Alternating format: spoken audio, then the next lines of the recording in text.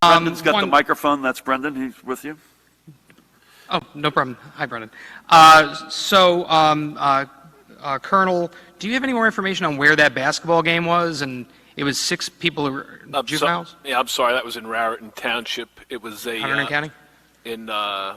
Yes. And it was just, again, a gentleman organizing a game of 6 juveniles. Okay. And then more pressingly, some corrections officers don't believe they're being offered enough protection behind bars, and they've raised concerns about a lack of PPE and flagged reports that inmates are still being transferred between facilities in the northern and southern parts of the state. Some unions have asked you, the governor, to lock down state prisons and all transfers. Are you open to either of those requests? Then 2 more. From Dan Munoz of NJ Biz. Can I ask, which dorms and hotels are being used for patients? And this is another question I have.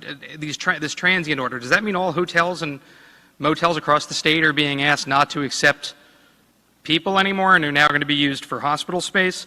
And then last one, this is from my colleague Sue Livio. You issued guidance this week that described when a sick healthcare worker is allowed back to work. The guidance is based on CDC guidance, but it doesn't include one important aspect the CDC included, which allows the guidance to be set aside if there is a staffing shortage. Set aside with what? Sorry. Set aside a staffing, which allows guidance to be set aside if there is a staffing shortage. We hear hospitals are following the CDC language of bringing sick workers back before they recover.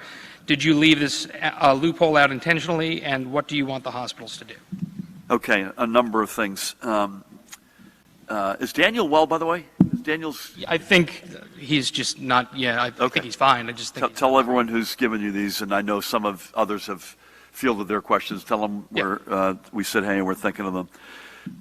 So we've got corrections officers who don't have enough PPE. I don't think there's any category in this state that has enough PPE. I could say definitively.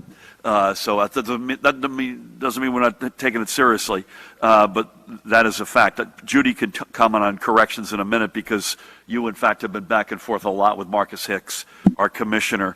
Dorms and hotels with a priority, Pat, near hospitals. Am I right? That's correct, and it's a daily discussion. We're trying to, at this juncture, those dorms and hotels are for the medical staffing. We're trying to have them close to not only the Secaucus Field Medical Station. I think we're talking about Rutgers in New Brunswick, as well as Rutgers in Newark, that's right in close proximity to St. Michael's. So to try and get those hotels / dorms at first glance to house the medical staff, so we don't, so we have them in close proximity to where we need them. The administrative order that you're going to sign, I just want a little more detail on that. What exactly does that do? I think it is a combination. I think the governor made the point. We don't want people traveling down there. I don't think at this juncture that those smaller hotels, but I certainly would defer to Matt Platkin, who's standing in the back there with regards to that. No, hold on.